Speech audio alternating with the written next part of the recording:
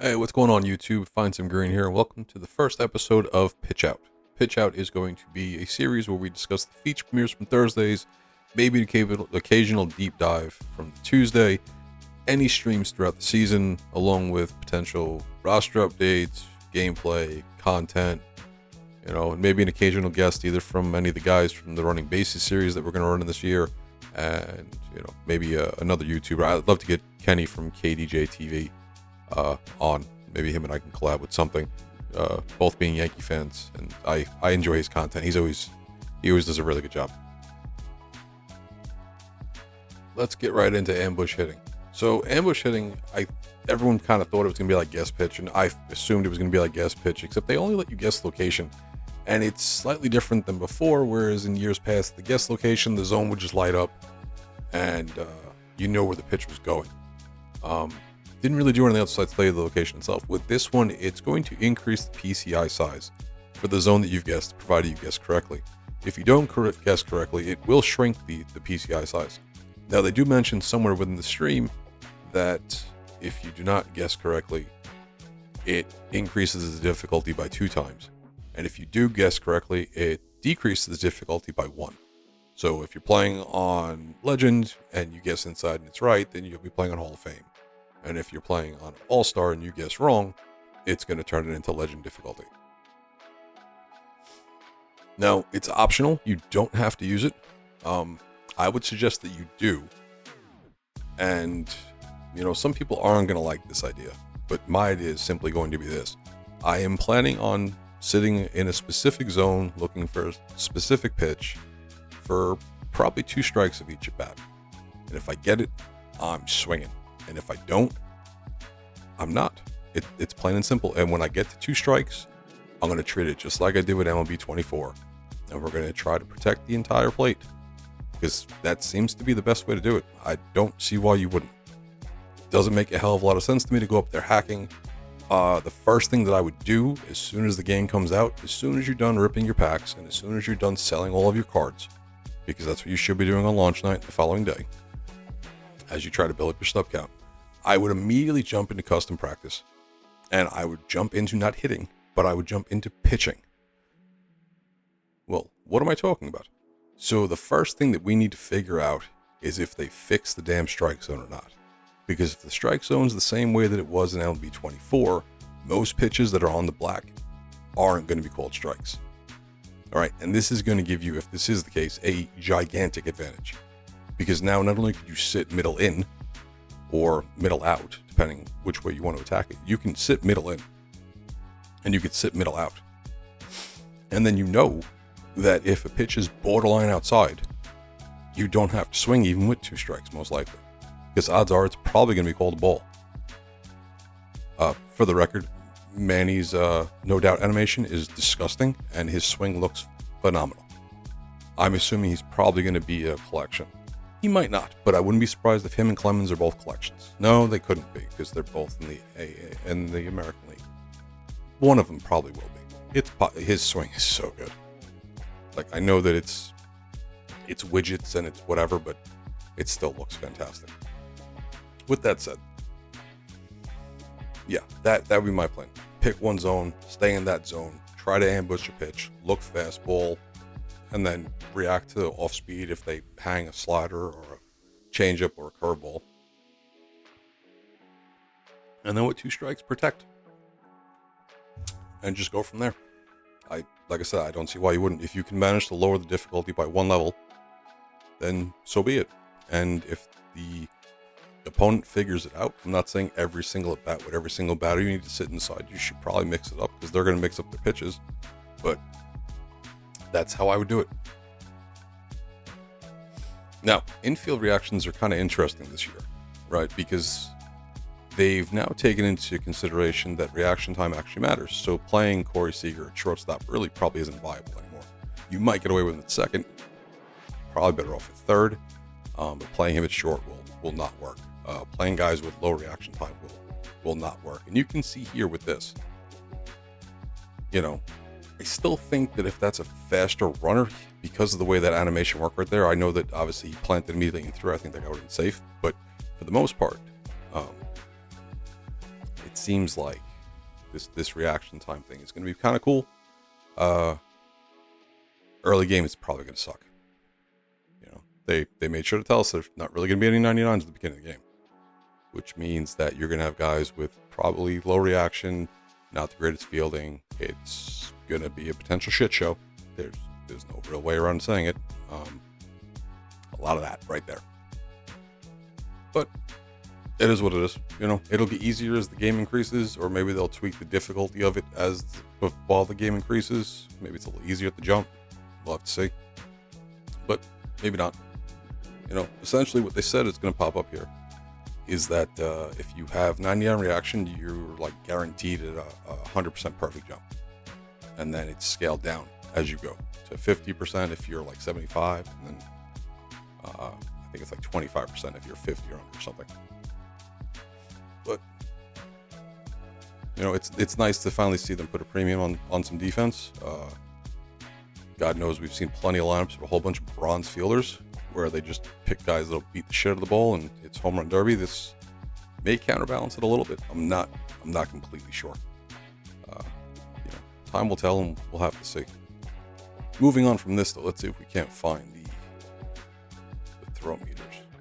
Yeah, they're in here. Yeah, here's what I was saying, though. Right, so the 100% perfect jump. With 75, you only have a 42% chance of perfect jump. And then you have like basically minimal chances, and odds are if you're 50 or under, you're just going to be bad. It's going to be bad. Now, also new for this year, including the reaction with the infield jump, we're going to get here in a second. They have changed the outfield throwing meter considerably. So you can see there's the jump here, and now when you go, you can still hit green throws, which probably aren't going to do you much good. They've moved the blue line on your accuracy bar all the way to the end of the green, which is supposed to result in a riskier throw. See right there, it still landed in the blue. Now this is going to be a great throw. You know, watching that back, it's funny because it feels like the runner was slower, or the defender in the outfield. It wasn't so much the accuracy of the throw, it was just a cleaner play. His gather was better, the crow hop was cleaner, and that seems to be what cuts down the time from the throw to where the runner is. But anyway, point is that they're really trying to emphasize defense this year, and should have thrown a second. It's going to be interesting because obviously they show it later on in the stream that the higher that your accuracy is, the larger the blue bar is for you to hit. And these red throws, they're going to be wild. I have absolutely no doubt whatsoever. I would imagine that for the first like 5 months of this game, that the feeling, as you can see there, it's going to be fun but frustrating but interesting. You may get some breaks your way depending who you're playing, and you may give up some runs depending on how you're playing. As we get towards the end of the season,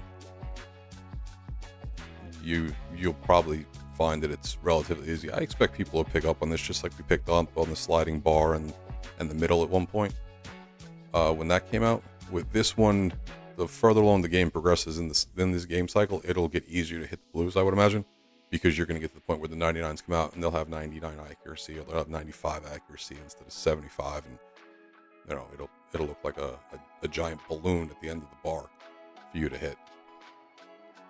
So there's that. Moving on, they've updated the home run, the robbing of the home runs. Let's see if we can't find that real quick.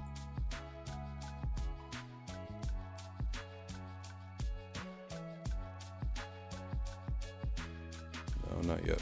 Where's it with the kid? He was that's Skeens. No. There we go. Let's see.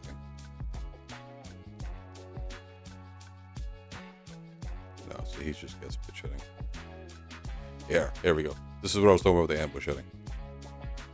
Right, so if you're on All-Star and you guess right, you're going to play on Veteran. But if you're on All-Star and you guess wrong, you're hitting on Legend. Now, this tool is going to be very, very, very, very good for people that are exceptional with their PCI to begin with, because it'll allow them to guess at all times, and then they'll still, I'm sure, find some way to hit the ball. But that said, here's your arm accuracy. Like that's a third. Nah, it's probably a quarter, but that's a quarter of that bar. So as we progress through the year, that's going to be very, very, very fun, I think. Especially when people are used to running on everyone before this shows up, and then you'll be cutting people down, or you should be. The robbing home run, it's better than last year. It's different than last year. Let's see if we can actually get to it at some point.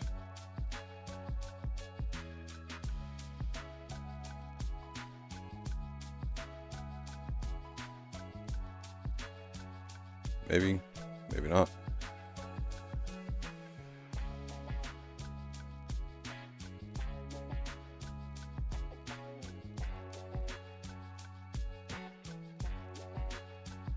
Let's see.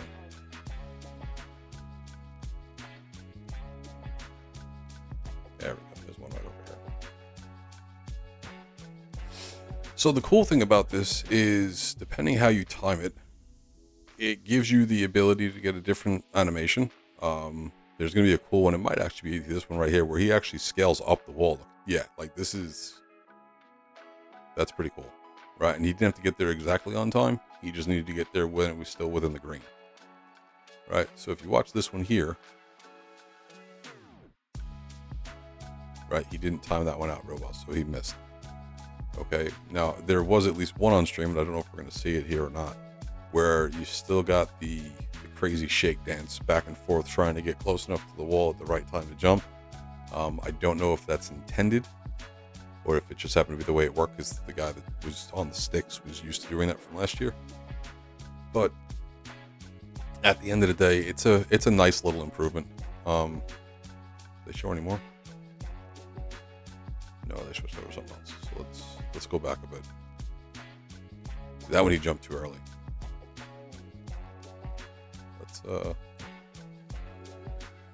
just rewind it. That one he timed out, right? Now, the one thing that I don't like about the relay throw is that they moved the relay bar all the way over to the end too, which that doesn't make as much sense to me. Like, I have no issue with them lining up the blue part of the bar on the outfielder, because of the fact that it is a difficult maneuver they're making, whether they're jumping up and then throwing in, or rushing in to get a ball, or running to their left, or shifting to their right, and that all makes sense.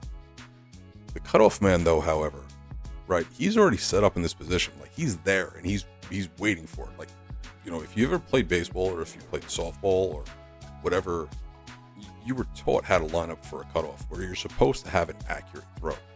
Right, you present yourself for the target, and then it's pop, pop, bang.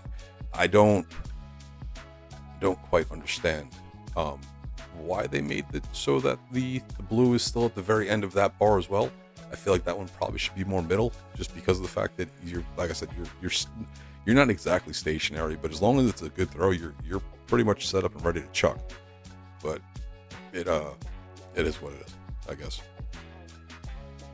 Anyway, on the whole, gameplay wise, looks like they've made some updates. There's some stuff where they just tweak stuff, so they could say they tweak stuff. I'm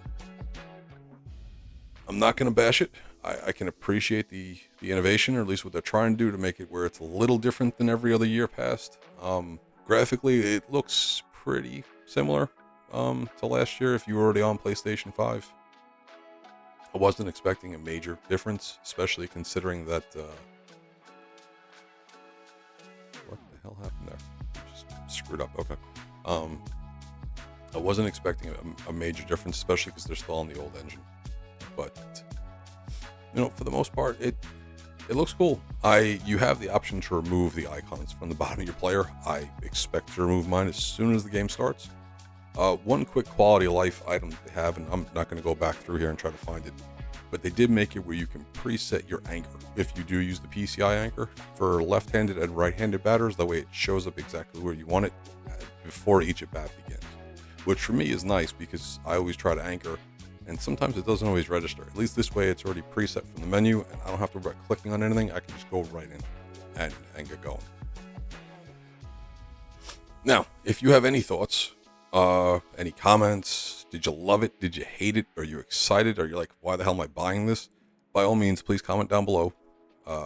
If you made it this far, I'd appreciate you consider leaving a like, subscribing, and clicking the noti bell. It helps us beat the algorithm, and it gets us out there so other people can, communicate and learn and, share their thoughts. Also, if you made it this far, I appreciate the time. And until next time, you guys have a good one.